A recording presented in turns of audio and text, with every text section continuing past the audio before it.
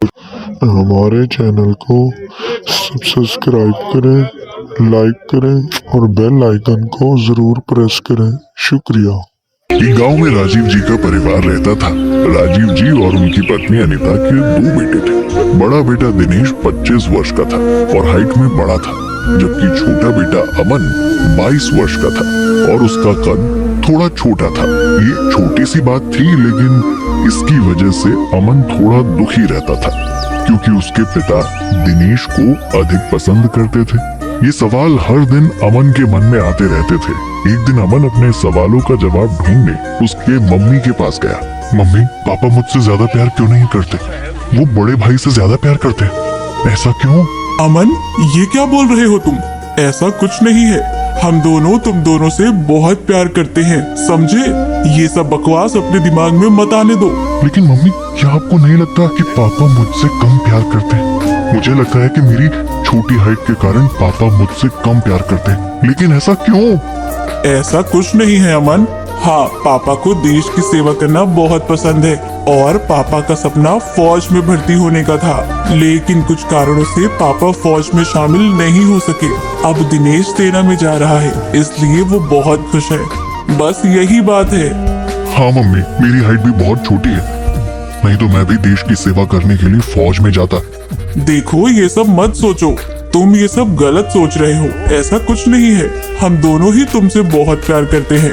अभी जाओ और पापा के साथ खेतों में मदद करो। ठीक है मम्मी। अमन वहाँ से खेत जाने के लिए निकलता है। तभी रास्ते में उसे रमेश मिलता है। अरे अमन, तुम कुछ परेशान लग रहे हो, क्या बात है? सब ठीक है? नहीं, ऐसा कुछ नहीं है, मैं ठीक हूँ। झूठ मत बोलो अमन, मैं बता सकता हूँ कुछ तो ऐसा है जो तुम्हें परेशान कर रहा है। मुझे बताओ तो सही। कुछ नहीं रमेश, पापा को दिनेश भाई के फौज में जाने से बहुत गर्व हो रहा है और मैं अपनी छोटी लंबाई के कारण ऐसा नहीं कर सकता। मैं भी ऐसा कुछ करना चाहता हूँ जिससे उन्हें मुझ पर भी गर्व महसूस हो, लेकिन कैसे, वो ही समझ नहीं आ रहा। अरे अमन, सिर्फ फौज में जाके देश की सेवा होती है, ये बात तुम्हें किसने कही? डॉक्टर भी देश की सेवा करते हैं, इंजीनियर, वैज्ञानिक, ये सभी लोग देश की सेवा ही तो करते हैं। देश की सेवा करने के बहुत सारे तरीके हैं। रमेश, तुम पागल हो गया? तुम्हें तो पता ही है कि मैं पढ़ाई में बिल्कुल भी अच्छा नहीं हूँ। मैं डॉक्टर, इंजीनियर या वैज्ञानिक नहीं बन सकता। मुझे नहीं लगता कि मेरे पिताजी को मुझ पर कभी गर्व होगा। काश मैं ऐसा कुछ कर पाता जिससे मेरे पिताजी को मुझ पर गर्व हो। खैर, मैं चलता हूँ यार, खेत में जा रहा हूँ। हाँ, मुझे भी थोड़ा काम है। अगले दिन की सुबह घर में उत्साह और गंभीरता के भाव के साथ हुई। दिनेश आज फौज में भर्ती होने के लिए जा रहा था। दिनेश, मेरे बेटे, आखिर आज तुम फौज में भर्ती हो रहे हो। जाओ और हमारे देश और हमारे गांव का नाम रोशन करो। हाँ पापा, बिल्कुल। और हाँ बेटे, अपना ख्याल रखना और हमें हर दिन फोन करना। अपनी माँ और सभी से बात करना। हाँ पापा, मैं रोज फोन करूंगा और सबसे बात करूंगा। आप सब भी अपना ख्याल रखना। दिनेश, मैं बता नहीं सकता कि आज मैं कितना खुश हूँ। तुम मेरा सपना पूरा कर रहे हो, कुछ ऐसा कर रहे हो जिस वजह से मुझे तुम पर गर्व है। दिनेश के चले जाने के बाद घर में सन्नाटा छा जाता है। अगले दिन अमन रास्ते से जा रहा था, तभी उसके गांव के बुजुर्ग रामलाल जी ने उसे देखा और वो अमन से बात करने रुके। क्या हुआ अमन, तुम इतना परेशान क्यों हो? नहीं दादाजी, ऐसा कुछ नहीं है। छुपाओ मत अमन, मुझे पता है तुम्हारा मन क्यों परेशान है। दिनेश के चले जाने से तुम उदास हो ना? हाँ दादाजी, वो तो है ही। चिंता मत करो अमन, दिनेश फिर वापस आ जाएगा। वो साल में 1 या 2 बार आएगा ही ना। वो देश के लिए कुछ करने गया है। दादाजी, मैं भी देश के लिए कुछ करना चाहता हूँ, लेकिन मुझे नहीं पता कि क्या करूँ। अरे, तुम तो पहले से ही देश के लिए बहुत कुछ कर रहे हो ना। मैं देश के लिए क्या कर रहा हूँ? बेटा, किसान भी देश के लिए बहुत कुछ करता है। हम फसल उगाते हैं तभी तो लोगों को खाना मिलता है। क्या तुमने कभी सोचा है कि किसान भी देश के लिए कितना कुछ करता है? आप सही कह रहे हैं दादाजी, किसान भी तो देश के लिए बहुत कुछ करता है। अगर तुम कुछ बड़ा करना चाहते हो तो वो खेती में करो, किसान को कम मत समझो। ठीक है, मैं खेती में ही कुछ कर दिखाऊंगा, इसी में कुछ बड़ा करूंगा और इसके जरिए ही मैं अपने पापा को गर्व महसूस करवाऊंगा। हाँ बिल्कुल, कुछ ऐसा करो कि तुम्हारे पिता को तुम पर गर्व हो। ठीक है दादाजी, अब मैं जा रहा हूँ। पापा खेत में मेरा इंतजार कर रहे हैं। हाँ ठीक है बेटा, जाओ और कुछ बड़ा बनो। अमन चला जाता है और रामलाल जी मुस्कुराते हुए उसे जाते हुए देखते हैं। अगले दिन अमन एक खुले मैदान में बैठ दादाजी की बातों पर विचार कर खुद से ही बातें कर रहा था। मैं किसानों में अपनी अलग पहचान कैसे बनाऊं? मुझे ऐसा क्या करना चाहिए कि जिस वजह से किसानों की मदद हो? किसानों में बदलाव लाने के लिए मुझे क्या करना चाहिए? अगर मैं एक खास खाद बनाऊं तो एक ऐसा खाद जो फसल के विकास में तेजी ला सके और फसल की गुणवत्ता भी बढ़ा दे। हाँ, मैं यही करूंगा। तभी से अमन ने गांव के चारों ओर गाय का गोबर, सब्जियों के छिलके, सूखे पत्ते और अन्य जैविक सामग्री इकट्ठा की। अमन 2 महीनों तक दिन रात लगातार मेहनत करता रहा और फिर एक दिन उसने खाद बना लिया। फिर प्रयोग के लिए अमन ने खेत में 2 अलग अलग फसलें एक साथ उगाई थी। अमन दिन रात लगातार मेहनत करता रहा और फिर एक दिन अमन के विशेष रूप से तैयार किए गए खाद की वजह से गेहूं की फसल काफी अच्छे रूप में फली और फूली। एक दिन उस गांव के कलेक्टर राहुल जी उसी रास्ते से जा रहे थे।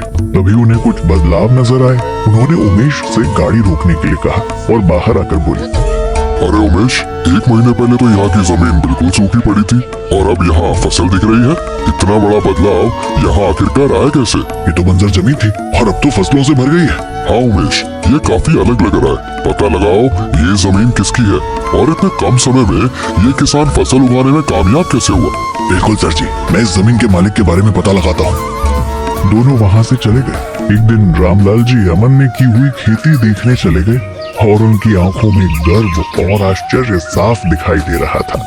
अमन, लगता है तुमने तो बहुत ही अच्छा काम किया है।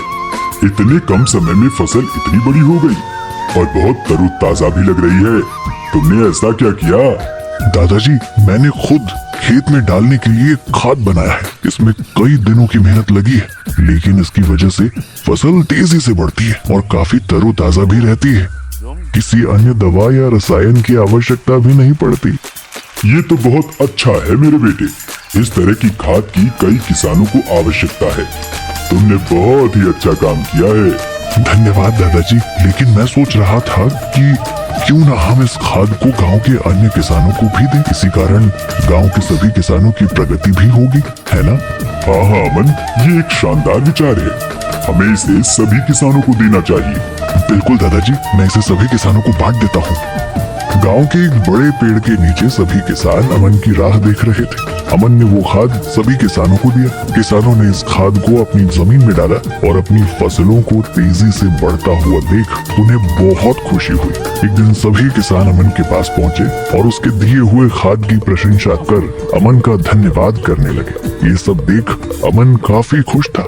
हालांकि अमन के द्वारा किए गए काम से उसके पापा अनजान थे। 1 साल बीत गया। दिनेश बेटा, बताओ कैसे हो तुम? तुम्हारा काम कैसे चल रहा है? पापा मैं बहुत अच्छा हूँ। मेरी पोस्ट अब कश्मीर में है। कश्मीर में? तब तो वहाँ बहुत ठंड होगी ना? तुम्हें बहुत तकलीफ होती होगी ना वहाँ पे? हाँ? नहीं पापा, कोई दिक्कत नहीं है। जब मुझे लगता है मैं देश के लिए कुछ कर रहा हूँ तो मुझे ठंड और किसी अन्य बात से तकलीफ नहीं होती। मेरे बेटे, मुझे तुम पर और भी गर्व हो रहा है। हर बार जब मैं सड़क पर चलता हूँ तो मेरी छाती चौड़ी हो जाती है और मैं बड़े गर्व के साथ कहता हूँ कि मेरा बड़ा बेटा फौज में है। हाँ, पापा खुश होकर दिनेश से बात कर रहे थे। अमन सब बातें ध्यान से सुन रहा था। उसे लगा पापा उसके काम के बारे में भी पूछेंगे, लेकिन पापा ने उससे कुछ नहीं पूछा। तभी बाहर से किसी की आवाज सुनाई और वो देखने पिताजी घर के बाहर आए। जी कहिए, आप कौन है और आपको किससे मिलना है? मैं इस गांव का कलेक्टर हूँ। क्या अमन जी घर पर होंगे? मुझे उनसे कुछ बात करनी थी। कलेक्टर जी? अमन से? आइए आइए आइए कलेक्टर जी। कलेक्टर राहुल जी घर के अंदर आकर बैठ जाते हैं, लेकिन अमन के पिता की चिंता बढ़ती है। कलेक्टर जी, आप यहाँ हमारे घर? हमसे कोई भूल हुई है क्या? अरे नहीं, आज का दिन तो आपके लिए बहुत गर्व का दिन है। आपके बड़े बेटे ने पहले ही बहुत सम्मान दिलाया है और आपका छोटा बेटा भी ठीक इसी राह पर है। मेरे दोनों बेटे? अमन ने क्या किया है? दरअसल आपके बेटे ने किसानी में क्रांति ला दी है। उसने एक ऐसी खाद बनाई है जो पूरे देश में बदलाव लाएगी। और सबसे ज्यादा सम्मान की बात यह है कि हमारे प्रधानमंत्री खुद अगले सप्ताह अमन को पुरस्कार से सम्मानित करने वाले हैं। प्रधानमंत्री से पुरस्कार? अमन ने ऐसा क्या किया? आपके बेटे ने एक ऐसी खाद बनाई है जो किसानी में क्रांति लाएगी। हम इस खाद को देश भर के किसानों को बांटने वाले हैं। आपका बड़ा बेटा देश की सीमा पर लड़ता है और आपका छोटा बेटा देश का पेट भरने के लिए खेतों में लड़ता है। यह बहुत गर्व की बात है। कलेक्टर जी मुझे समझ नहीं आ रहा है। मैं क्या कहूँ? राजीव जी, आपको कुछ भी कहने की जरूरत नहीं। यह आपके पूरे परिवार के लिए गर्व का क्षण है। आप सभी को पुरस्कार समारोह में आना चाहिए। तो ठीक है, अब मैं चलता हूँ। नमस्कार। कलेक्टर राहुल जी के चले जाने के बाद पिताजी अभी भी राहुल जी द्वारा बताई गई बात पर विचार कर रहे थे। उनके चेहरे पर कुछ चिंताजनक भाव थे। ये देख अमन उनके पास आया। पिताजी, क्या हुआ? पिताजी, अमन बेटा, तुमने इतना कुछ किया और तुमने मुझसे कुछ भी नहीं बताया। हाँ, तुमने मुझसे कुछ कहा क्यों नहीं? आपने कभी पूछा ही नहीं। आपने कभी मुझसे ठीक से बात ही नहीं की थी। जब भी मैंने आपसे बात करने की कोशिश की, आपने कोई दिलचस्पी ही नहीं दिखाई। इसीलिए मुझे कभी आपको बताने का मौका ही नहीं मिला। अमन बेटा, मुझे माफ कर दो। मैं भूल गया था। सैनिक और किसान दोनों देश के लिए बहुत कुछ करते हैं। आज मेरा एक बेटा सीमा पर सेवा कर रहा है और दूसरा खेतों में खेती कर समाज की सेवा कर रहा है। आज मेरा सीना गर्व से चौड़ा हो गया है और मैं अपने दोनों बेटों को सलाम करता हूँ। नहीं पिताजी, आप माफी मत मांगिए। मुझे बस इस बात की खुशी है कि मैं आपका सिर गर्व से ऊंचा कर सका। तुमने उससे भी अधिक किया है मेरे बेटे, उससे भी अधिक किया है। तुमने हमारे खेतों को फसलों से और हमारे दिलों को गर्व से भर दिया है। पिताजी, आज आपने ये कहकर मेरे दिल का बोझ हल्का कर दिया।